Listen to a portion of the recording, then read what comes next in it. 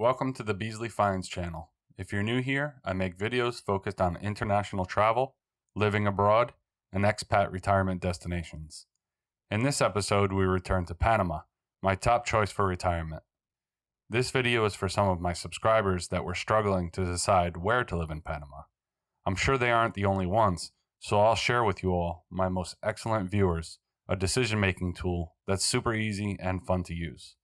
I'll leave a link to this handy decision maker in the video description.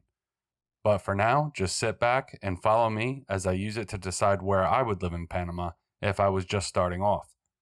After watching or listening to the video, check out the tool because you can use it anytime you have various alternatives to choose from and aren't sure how to decide.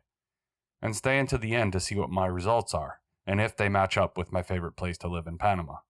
Without further delay, let's get going. One way to begin our analysis is by starting from the province level and drilling down to some of the districts within the province. It's kind of like choosing a state to live in the United States and then choosing a city or town from there. The main centers of gravity for expats wanting to relocate are Panama City in the Panama Province and Bokete in the Chiriqui Province. There is another area up in the Bocas del Toro Province with a lot of foreigners, but for this comparison, we'll stay focused on the Chiriqui Province, with David being the main city. However, you can easily take what you learn here and use it to decide between whatever locations you want. Some of my subscribers are curious about the city of David, or David, but are also interested in the nearby Chiriqui Highlands featuring places like Volcan, Cerro Punta, and Boquete. So we'll plug these towns into our decision matrix and see what we come up with. If you want more info about using a decision matrix, read the American Society for Quality article about using one that is linked below.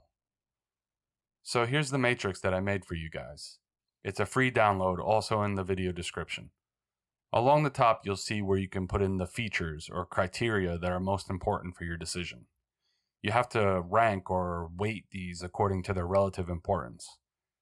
For example, one of my hobbies is photography, so I ranked the criteria of being scenic as a 4.5 out of 5, but safety as a 3 because the areas I'm choosing from are all pretty safe so long as you avoid the bad parts.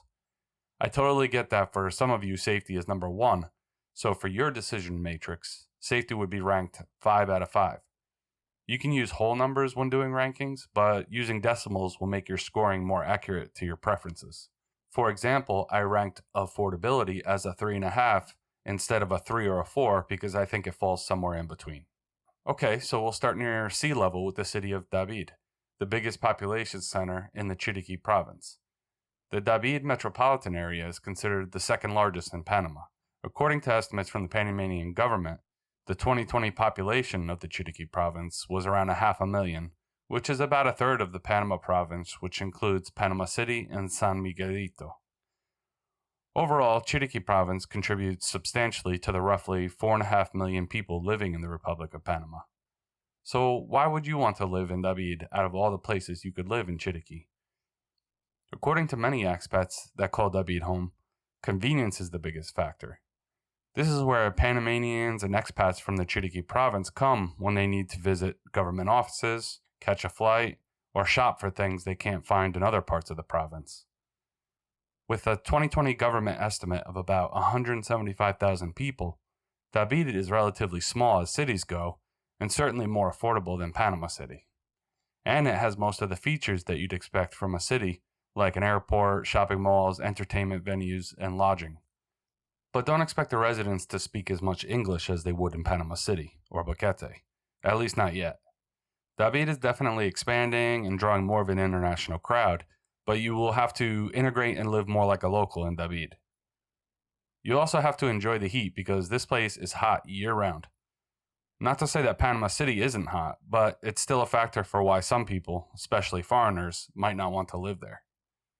Now let's use the decision tool that I mentioned in the intro and give David some scores according to the features I find most important. I had to do a little research on the numbers, and you'll find various articles about the cost of living in the places we are considering on the internet. According to a February 2021 article from International Living, you can find apartments in David starting at about $350, but I suggest starting around $500 for something decent. Not that inflation is that high in Panama, but just to make sure you find a spot in a decent area. Overall, I gave the city a 4.5 out of 5 for affordability, a 5 out of 5 in terms of convenience, a 3 for the scenery because the other places are hard to beat, and a 2.5 for being comfortable because I'm actually not a fan of the extreme heat, and also a 2.5 for safety because the other areas have less crime. The scores get multiplied by the weights we gave our desired features, and they're added together in the results box. David gets a final cumulative score of 69.25. Now that you all know how I feel about David, let's head north into the Chiriqui Highlands. As you drive up via Bokete, you'll gain some serious elevation as you ascend the base of the dormant Baru volcano, where our next two locations can be found. If you enjoy the cooler weather, you'll appreciate about a 10 to 15 degree drop in temperature as you head into the highlands. On the eastern flanks, we have Bokete. If you've been researching Panama, chances are you've heard of this magical mountain town. It might be tough to figure Boquete's exact population because of the big international crowd, but estimates are between 20,000 and 30,000 people, with about 20 to 25% of those being expats. When I think of Bokete, I think of atmosphere. It really does have a magical blend of mountain, jungle, and year-round spring weather. Tons of flowers, rainbows, hummingbirds, and mostly happy people. You will pay a premium for all this glory compared to David and Cerro Punta, but it just may be worth it if this is the lifestyle you're looking for. Watch my video on Bokete above if this is the place for you. I go into cost of living and things to do if you're planning on a visit there. The good news is that Bokete is less than an hour from civilization, so you wouldn't really have to compromise all that much on the conveniences of a city, so long as you're willing to trek down the volcano and make a trip to David once in a while. Now that we covered Bokete, let's put some scores on the decision matrix. In the affordability category, I give Bokete a 3.5 out of 5 because the international crowd has caused rents to be inflated in the main part of town and some of the adjacent areas. So I would start looking at places for around $750 a month for something decent. You could also pay a lot more than that if you're looking for something luxurious. You can look on Bokete real estate Facebook groups to start checking out some houses or apartments for rent. In terms of convenience, I'm giving it a 4 out of 5 because it doesn't have all the bigger stores you'd find in David with all the brands you might want. It gets a big 5 for being picturesque with unsurpassed scenic beauty. And the temperature range is exactly to my liking, so it also gets a 5 for being comfortable. Lastly, I believe Bokete is a very safe place, so it gets a 4.5 in that department. With a final score of 89.25, Bokete is clearly a better choice for me than David, but we still have more places to analyze. Before jumping into our next destination, please give the video a like and tap the subscribe button too. It really helps me build this channel into something valuable for my subscribers. Thanks. Now let's move on to the Volcan and Cerro Punta areas. I grouped these together because they are both located on the opposite western side of Baru volcano.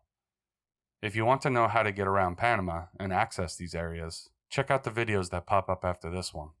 Anyhow, you have to drive south from Bokete and head west in order to skirt the mountainous terrain. Then you head back up in elevation on a beautiful 1 to 2 hour drive through the highlands. Regardless of your desire to live in these mountain towns, I recommend visiting the Volcan Baru National Park and the Cerro Punta area for their beauty and remoteness. It's a bit, shall we say, fresh up there, so do bring a sweater or light jacket. The rent is cheap here, starting around $400 a month for a little house, but these are definitely some of the most rural and remote parts of the Chiriqui Province, so the selection may be a little sparse as the area is still growing.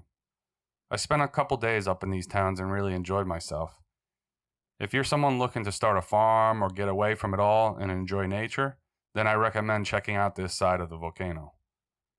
Please visit some of the coffee farms while you're in the area to support the local economy. Let's give the Volcan and Cerro Punta areas some scores on our decision matrix. I think it's fair to give these areas a 5 out of 5 for affordability.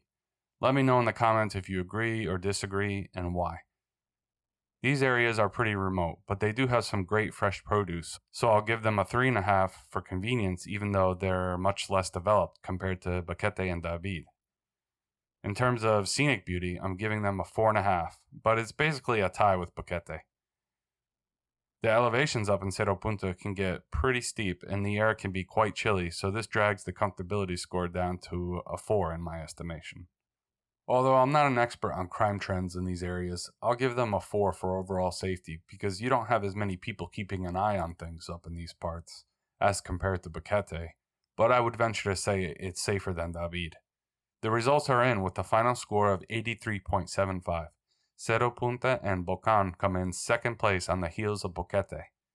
Use this tool to focus your decision making on what's most important to you and the research you dig up on your target areas. I think the final results produced by the decision matrix are very accurate and certainly reflect how I feel about these locations.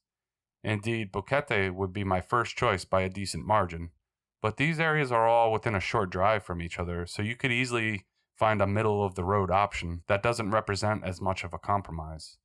For example, you could live halfway between David and Bokete in order to increase the comfortability, convenience, and comfort scores if you're somebody that likes it a little warmer.